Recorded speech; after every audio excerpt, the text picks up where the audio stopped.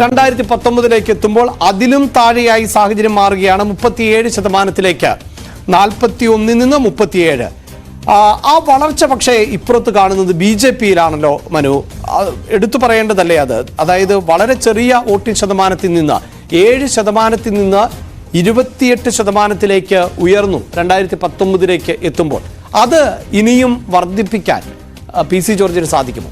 അത് ഈ നിലയ്ക്ക് വർദ്ധിച്ചാൽ അത് ഒരുപക്ഷെ ഇരു മുന്നണികൾക്കും വരുന്ന തെരഞ്ഞെടുപ്പിൽ ഒരു ഭീഷണിയാകും എന്ന കാര്യത്തിൽ സംശയമില്ല. കാരണം ഇപ്പോൾ 2009 ബി രാധാകൃഷ്ണ മേനോനാണ് അന്ന് BJP-യുടെ സ്ഥാനാർത്ഥിയെ വന്നത്. അദ്ദേഹം BJP-യിൽ ഒരു മുതിർന്ന നേതാവാണ്.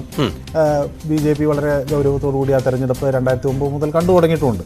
പക്ഷേ അത് MT രമേശ് വരുന്നതോടുകൂടി അത് പിന്നെ 7-15 ആകുന്നു. അപ്പോൾ ഇത് ഡബിളിംഗ് ആണ്. അതാണ് അതിലെ ഒരു കാര്യം. വോട്ട് കൂടുന്നു എന്നതല്ല, ഇരട്ടിയായിക്കൊണ്ടിരിക്കുന്നു. അങ്ങനെ ഇരട്ടിയാകുന്ന ഒരു പ്രവണത വന്നാൽ അത് അത്ര ഗുണകരമായിരിക്കില്ല. അത് ഇരു മുന്നണികളും വളരെ ഗൗരവത്തോടു കൂടിയാണ്. ഈ തെരഞ്ഞെടുപ്പ് അത്ര നമ്മൾ വിചാരിക്കുന്ന തലത്തിൽ അല്ലെങ്കിൽ അത് ഇരു മുന്നണികളും തമ്മിലുള്ള ഒരു പോരാട്ടമല്ല, വളരെ ശക്തമായ ഒരു ത്രികോണ മത്സരം അവിടെ നടക്കും. അത് മാത്രമല്ല, ഈ വോട്ട് ആരുടെ പോക്കറ്റിൽ നിന്നാണ് പോകുന്നത് എന്നതും പ്രധാനപ്പെട്ടതായി മാറുമല്ലോ. അതെ, അത് UDF-ൻ്റെത് മാത്രമാണെന്ന് നമുക്ക് പറയാനും പറ്റില്ല. കാരണം ഇപ്പോൾ രണ്ടാമത്തെ ഘട്ടത്തിൽ ആദ്യം ഈ അനന്തഗോപൻ മത്സരിച്ചപ്പോൾ 37% വോട്ടുണ്ടായിരുന്നതാണ്. അടുത്ത സ്ഥാനാർത്ഥി കുറെ കൂടി സ്വതന്ത്രനും കോൺഗ്രസിന്റെ പിന്തുണയും ഒക്കെ അല്ലെങ്കിൽ കോൺഗ്രസിനകത്ത് ഒരു പിളർപ്പുണ്ടാക്കാൻ കഴിയുമെന്നൊക്കെ പ്രതീക്ഷിച്ച ആൾ വന്നപ്പോൾ അത് കുറഞ്ഞത്. അത് വീണ്ടും LDF-ൻ്റെയും കുറയുന്നുണ്ട്. 32% അടുത്ത തവണ വീണ മത്സരിക്കുമ്പോൾ കുറയുകയാണ്. അപ്പോൾ ഇത് രണ്ട് മുന്നണികളും ഫുള്ളായി കുറയുകയാണ്. 2-3 ടേമിൽ ഉള്ള തെരഞ്ഞെടുപ്പ് ഫലങ്ങൾ നമ്മൾ പരിശോധിക്കുമ്പോൾ താഴോട്ട് അവരുടെ വോട്ടിംഗ് ശതമാനം പോകുന്നു. പുതിയ വോട്ടർമാർ ഒരു പക്ഷേ അവരിലേക്ക് ആകൃഷ്ടരല്ല എന്നതിൻ്റെ സൂചനയാണ് അതിൽ നിന്ന് നമുക്ക്. എന്തായാലും ഔദ്യോഗികമായി അടുത്ത സ്ഥാനാർത്ഥികളെ പ്രഖ്യാപിച്ചിട്ടില്ല എങ്കിൽ പോലും ആന്റണി തന്നെ UDF-ന്റെ സ്ഥാനാർത്ഥിയാകും എന്ന് ഉറപ്പിക്കുമ്പോൾ നമുക്ക് ആന്റോയ്ക്ക് അനുകൂലമാകുന്ന സാഹചര്യം എന്ത് എന്നുള്ളതാണ്. ഒന്ന്, മണ്ഡലത്തിൽ തന്നെ സജീവമായ ആൾ, നിലവിലെ MP, അതുകൊണ്ട് ആളുകൾക്ക് സുപരിചിതൻ ആയിരിക്കും. അത് എത്രത്തോളം ഗുണകരമാകും ഈ തെരഞ്ഞെടുപ്പിലും ആന്റണി അവിടെ പൊതുവെ സ്വീകാര്യനായ ഒരാളാണ്. പ്രത്യേകിച്ച് ഈ റബ്ബർ കർഷകരുടെ പ്രശ്നങ്ങളും അത്തരം വിഷയങ്ങളും ഒക്കെ ഉയർത്തിക്കൊണ്ടുവരുന്നതിൽ അദ്ദേഹം എടുത്തിട്ടുള്ള പ്രവർത്തനങ്ങൾ അവിടെ പൊതുവെ അദ്ദേഹത്തിന് ഒരു അംഗീകാരമുണ്ട്, സഭയുടെ ഒരു പിന്തുണയുണ്ട്. അതൊക്കെ കൊണ്ട് തന്നെ അദ്ദേഹത്തിന് ആ ഒരു മേഖലയിൽ അദ്ദേഹത്തിൻ്റെ വലിയ ഒരു ആശങ്കപ്പെടാനുള്ള ഒരു കാര്യം ഇല്ല. അതേസമയം ഈ പൊതുവെ ഉണ്ടാകുന്ന ക്രിസ്ത്യൻ കമ്മ്യൂണിറ്റിയിൽ ഉണ്ടാകുന്ന മാറ്റങ്ങൾ, അവർ BJP-യുമായി കൂടുതൽ അടുക്കുന്നുണ്ടോ എന്ന സംശയമൊക്കെ പല കോണുകളിൽ നിന്ന് ഉയർന്നുണ്ടല്ലോ. മത നേതാക്കളെ കാണുന്നു. അതൊക്കെ ഇനി ആന്റണിയെ എങ്ങനെ എഫക്റ്റ് ചെയ്യും എന്ന ക്വസ്റ്റ്യൻ വരികയാണ്.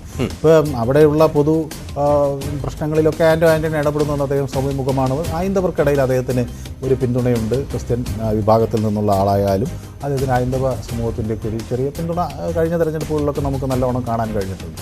പക്ഷേ ഈ തെരഞ്ഞെടുപ്പിൽ അത് എങ്ങനെ പ്രതിഫലിക്കും എന്ന ഒരു ചോദ്യം കൂടി ഉയരുകയാണ്. ഈ വോട്ടിംഗ് പെർസെൻറ്റേജ് ഇതേപോലെ ഒരു മാറ്റം കാണിക്കുകയാണെങ്കിൽ അത് എങ്ങനെ ആർക്ക് എവിടെ അടി കിട്ടും എന്നതിനെ സംബന്ധിച്ച്, പ്രത്യേകിച്ച് ഇതിപ്പോൾ പഴയ പോലെയല്ല. തോമസ് ഐസക്കും ടൈറ്റ് ഫൈറ്റ് കൊടുക്കുക. അദ്ദേഹം ആലപ്പുഴയിലും ഒക്കെയാണ് മാരാരിക്കുളത്തുനിന്നൊക്കെയാണ് വരുന്നതെങ്കിലും അദ്ദേഹത്തിന് ഈ പത്തനംതിട്ടയുടെ ചുമതലയൊക്കെ വഹിച്ചിട്ടുള്ള മന്ത്രി ഒക്കെ ആയിരുന്നു അദ്ദേഹം. അപ്പോൾ അതുകൊണ്ട് അദ്ദേഹത്തിന് അവിടെ അങ്ങനെ അടിപതറേണ്ട സാഹചര്യമൊന്നുമില്ല. ശരി, അതാണ് ഈ ആന്റണിയുടെ പ്ലസും ആന്റണി നേരിടാൻ പോകുന്ന വെല്ലുവിളിയും. ഇനി നമുക്ക് LDF-ൻ്റെയും BJP-യുടെയും സ്ഥാനാർത്ഥികളെ പരിശോധിക്കുമ്പോൾ അവിടേക്ക് എത്തുന്നത് തോമസ് ഐസക്കും PC ജോർജുമാണ്.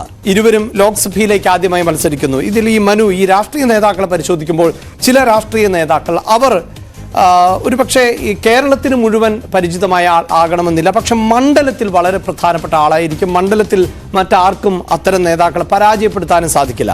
പക്ഷെ ഇവിടെ തോമസ് ഐസക്കും PC ജോർജുമാണ്. ഈ രണ്ടുപേരും കേരളത്തിലെ കാസർഗോഡ് മുതൽ തിരുവനന്തപുരം വരെയുള്ള ആളുകൾക്ക് പരിചിതമാകുന്ന, അത് പലതരത്തിലാണ് പരിചിതമായിട്ടുള്ളത്. രണ്ടുപേരും അങ്ങനെ രാഷ്ട്രീയത്തിൽ നിറഞ്ഞു നിൽക്കുന്ന ആളുകൾ കൂടിയാണ്.